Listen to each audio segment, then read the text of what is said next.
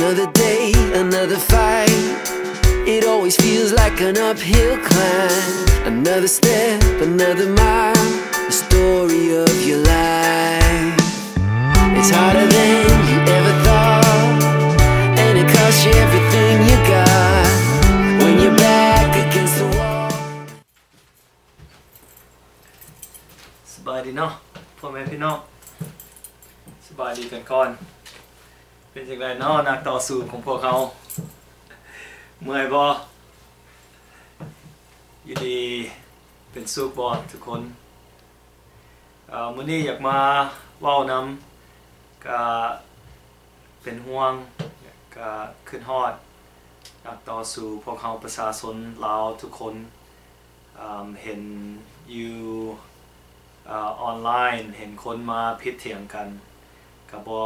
อยากให้พิดเถียงกันเนาะเพราะว่าพวกเขามาต่อสู้เพื่อประชาชนเนาะอยากมาเว้าเรื่องการin-house cleaning ของพวกเขาเนาะภายในการต่อสู้ของพวกเขา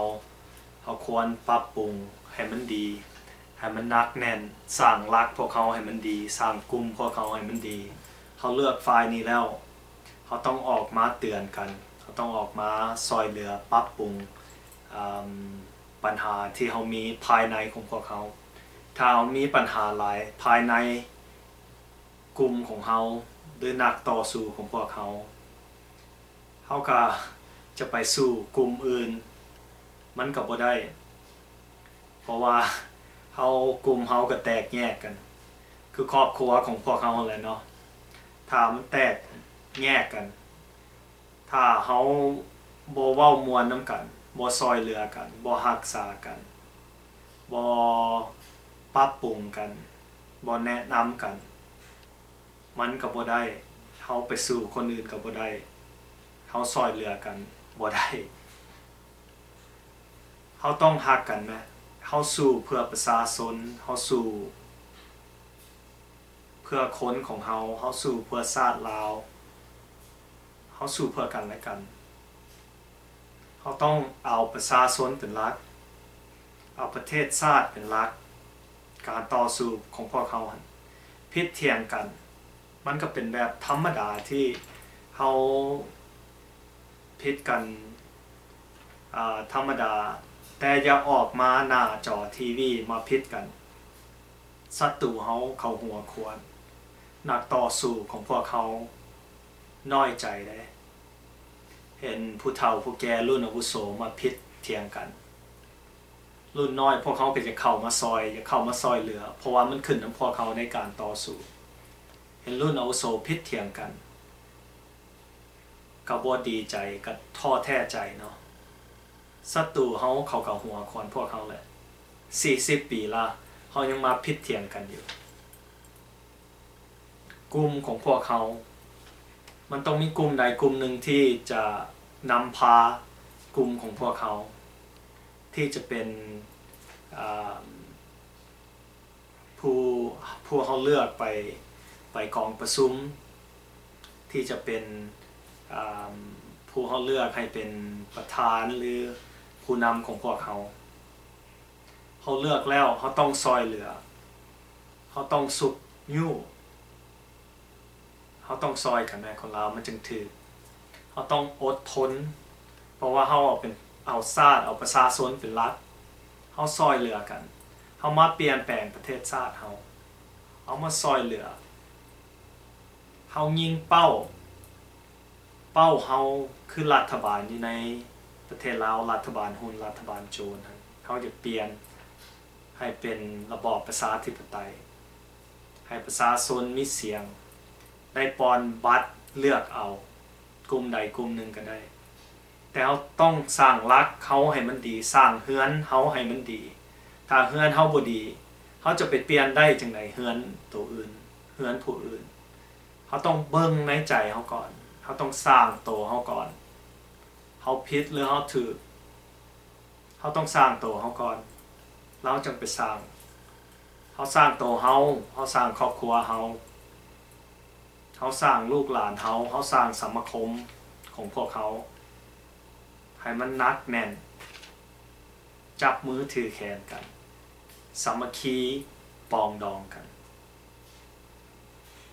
เขาจึงจะไปเปลี่ยนประเทศได้อย่าเศร้าใจคนลาวอย่าเศร้าใจ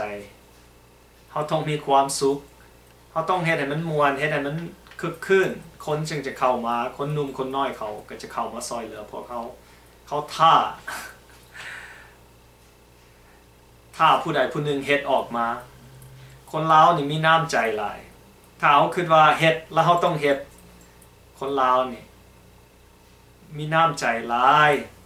เขาจึงเสียประเทศชาติพวกเขานี่มีด้วยน้ำใจแต่เขาลืมว่าพวกเขามีน้ำใจหลายพิจารณากันเด็กน้อยด้ามหน่อยหนึ่งพวกเขาก็แตกแยกกันแล้ว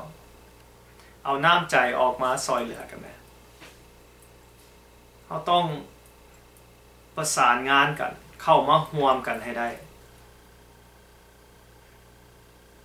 ผู้เดียวเฮ็ดเวียกนี้บ่ไหวเอาซาดบ่ไหวกลุ่มเดียวเอาซาดบ่ไหวเด็ดขาดเอาบ่ไหวมันมีเวียกหลายทุกคนมีเวียกหลายมันมีหลายเวียกหลายงานพวกเขาสร้างปรับปรุงประเทศชาติปรับปรุงคนเขาปรับปรุงโตของเขาเองเขาจึงจะเปลี่ยนเขาจึงจะเก่งชาติเขาก็ต้องคงอยู่ชาติใดจะมาลุกลานพวกเขาก็สู้ได้เพราะว่าพวกเขามีความหู้มีความเก่งมีความสามารถในโตของพวกเขาทุกคู่ทุกคนหู้วิธีต่อสู้หู้รัฐธรรมนูญหู้กฎหมายว่าเขาสู้เพื่อเขาต้องหู้ไว้เขาจึงจะสู้ได้เขาเปลี่ยนประเทศหรือไปคือว่าเขาจะไปสร้างประเทศการต่อสู้เขาต่อสู้มาละได้ประเทศมาละเขามีแผนการเฮ็ดอย่างแน่เขาพร้อมแล้วบอกเขาเฮ็ดได้แล้วบอก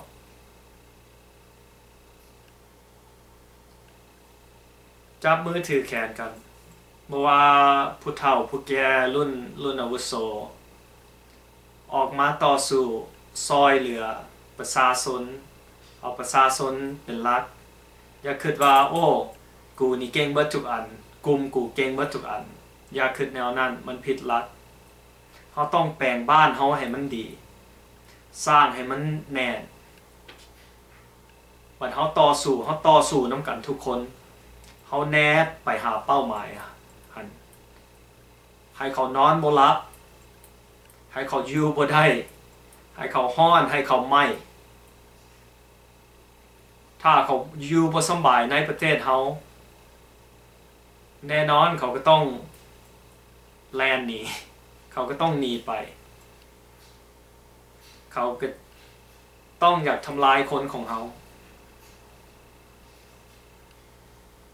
40 ปีผ่านมาแล้วเนาะเขาต้องเรียนรู้แม่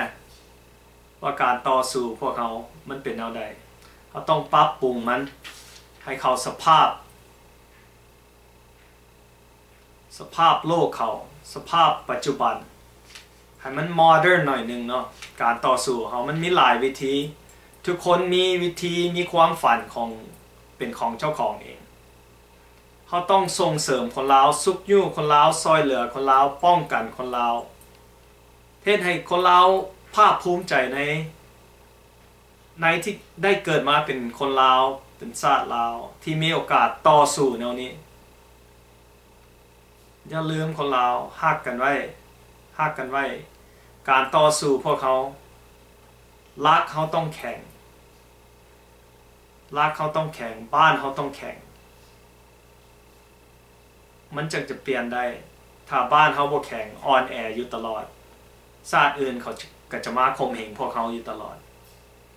ได้มือนี้มืออื่นเขาก็กลับเข้ามาข่มเหงพวกเขาเอาเป็นคนไส้ของเขาอยู่ตลอดเป็นขี้ข่าเขาอยู่ตลอดบ่เอาเด้อแนวนี้ของเราสู้น้ำกันซอยกันเพราะว่าเขาเป็นคนลาวเป้าหมายเขาอันเดียวกันเขาเอาประชาชนเป็นหลักเอามวลชนเป็นหลักถามตัวเองเบิ่งว่าเขาเฮ็ดเพื่อส่วนรวม ฮ็ดเพื่อประชาชนหรือเฮาเฮ็ดเพื่อโตของเฮาเองหรือเฮาเฮ็ดเพื่อกลุ่มใดกลุ่มหนึ่งเฮาเฮ็ดแนวนั้นบ่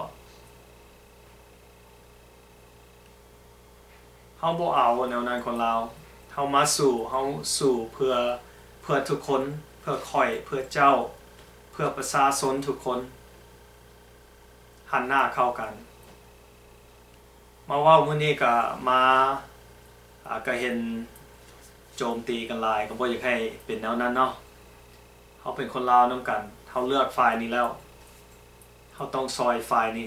สุดความสามารถของพวกเฮาต้องซอยฝ่ายนี้เฮาจะเปลี่ยนทุกคนบ่ได้ดอกแต่คนที่เฮาเปลี่ยนได้คนที่เข้าใจหลักการต่อสู้ก็ต้องหันหน้าเข้ามาสู้นำกันมันต้องมีหลายกลุ่มหลายพรรคมันจึงจะได้อันนี้เขาเรียกว่าประชาธิปไตย democracy เนาะเขาก็ต้องมีกลุ่มทหารมีกลุ่ม human rights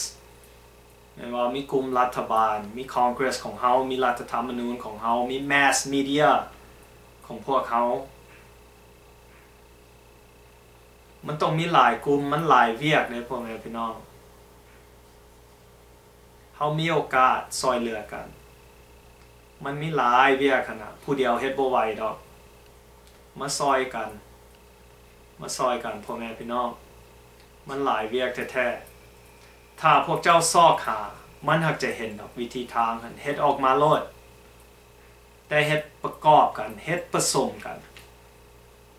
ถ้าผู้นึงเฮ็ดอันนึงออกมาแล้วเขาต้องประสานงานกันซอยกันแม่เสริมเข้าไปให้มันมีคุณภาพมันจึงมีพลังความสามัคคีของพวกเขานี่แหละมันจะเปลี่ยนประเทศชาติเขาได้มันจะปรับปรุงประเทศชาติเขาได้ถ้าเขาแตกกันอยู่ตลอดคือเบิ่งดูแขนเขาก็ขาดแขนหนึ่งขาเขาก็ลอยขาหนึ่งเขาจะสู้เขาได้แนวใด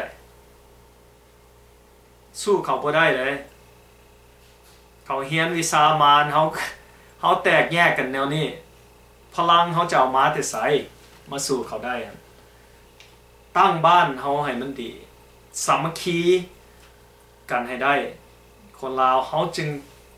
จะเปลี่ยนประเทศได้ถ้าเขาสามัคคีกันบ่ได้เขาแตกกันอยู่แนวนี้มันจะยากที่เขาจะสู้เอาบ้านเอาเมืองเขาคืนหรือสู้เปลี่ยนประเทศชาติเขาให้ประชาชนพวกเขามีเสียงบ่ได้เป็นขี้ข่าเขา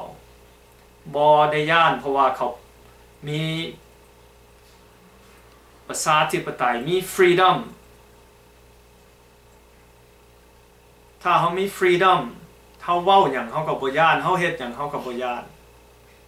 ถ้าเขาเป็นคนใส่เป็นขี้ข่าเขาเฮ็ดอย่างเขากับย่านเฮ็ดวิดีโอออกมาเขากับย่านเว้าอย่างเขากับย่าน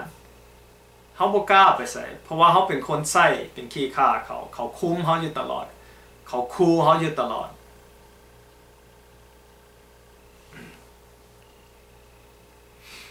ตั้งเป็นกลุ่มนะ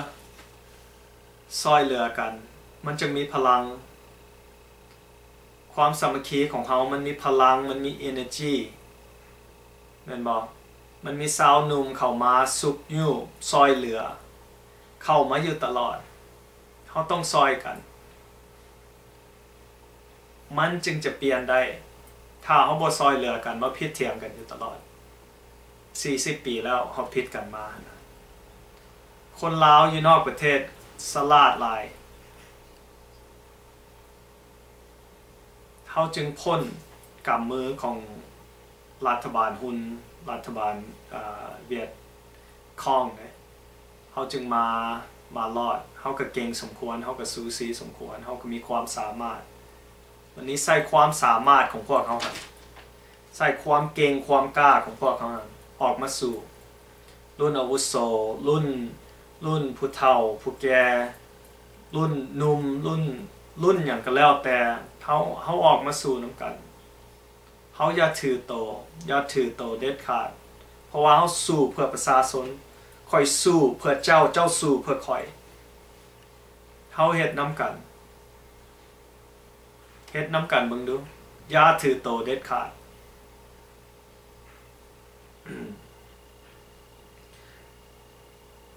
เราต้องรักษากันเด้อพ่อแม่พี่น้องรักษากันซอยเหลือกันดีน้ำกันเว้าเข้าใจภาษาลาวน้ำกันสุขยู่กันก้มเข้าหากันค่อยเจ้าเว้าให้มันมวนเขาจึงจะเปลี่ยนได้คนอยู่ในประเทศเขากระเบิงพวกเขาอยู่นอกประเทศ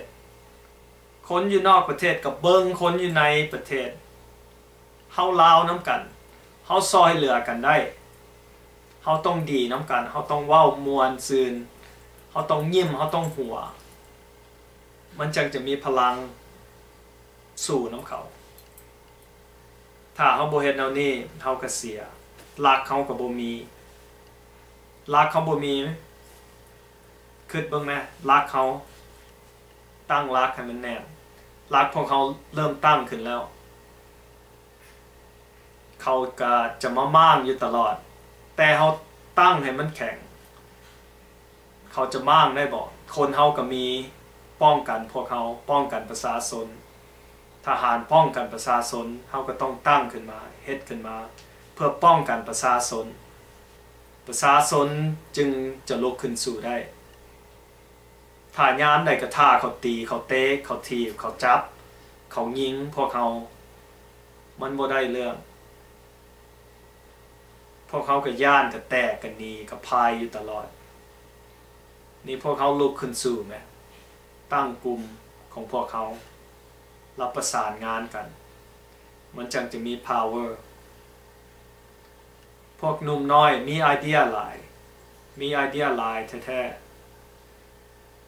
แต่เขาต้องเฮ็ดเทอละก้าวใจเย็นๆแล้วพวกเขาก็นักแน่นเอาความจริงออกมาต่อสู้รักเขาความจริงก็เป็นรักของพวกเขาจะเฮ็ดทุกสิ่งทุกอย่างเพื่อจะเปลี่ยนประเทศเพื่อให้ประชาชนมีดีกินดีเป็นสุขเนาะพ่อแม่พี่น้องเอ้ยข่อยก็เป็นคนลาวคนหนึ่งเห็นผู้เฒ่าผู้แก่เถียงกันก็อยากมาเว้านำแดคิดถึงรักของพวกเขาพุ่นคิดถึงเป้าหมายของพวกเขาพุ่นคิดถึงประชาชนบ่แม่นว่าเฮาเฮ็ดเพื่อตัวเฮาเองหรือเฮ็ดเพื่อกลุ่มใดกลุ่มหนึ่งเฮาเฮ็ดเพื่อประชาชนพิดเถียงกันมันบ่ดีมันบ่งามเขาจะหัวขวนพวกเขาคนนักต่อสู้ของพวกเขาพวกหนุ่มน้อยก็จะน้อยใจก็จะถอยหลังเขาก็จะบ่อยากสู้เนาะพ่อแม่พี่น้องเนาะตั้งรักน้ำกันให้มันแน่นเฮ็ดน้ำกันผู้ใดจะล้มพวกเขาบ่ได้เพราะว่าเขามีรักเขายังมีเรียกหลายต่อหลายทุกคนมีโอกาสดอกผู้ใดเป็นผู้นำมันเป็นก็ได้แต่ต้องใช้ความสามารถแสดงออกมาให้ประชาชนเห็นประชาชนจึงนับถือได้ประชาชนจะเคารพได้เขาก็ต้องมีความสามารถเฮ็ดออกมาให้ประชาชนเข้าใจมาเทศอยู่ตลอดมาเว้าเรื่องเก่าอยู่ตลอด40ปีผ่านมามันบ่ได้เขาต้องปรับปรุงเข้ากับปัจจุบันให้มันโมเดิร์นหน่อยนึงเนาะ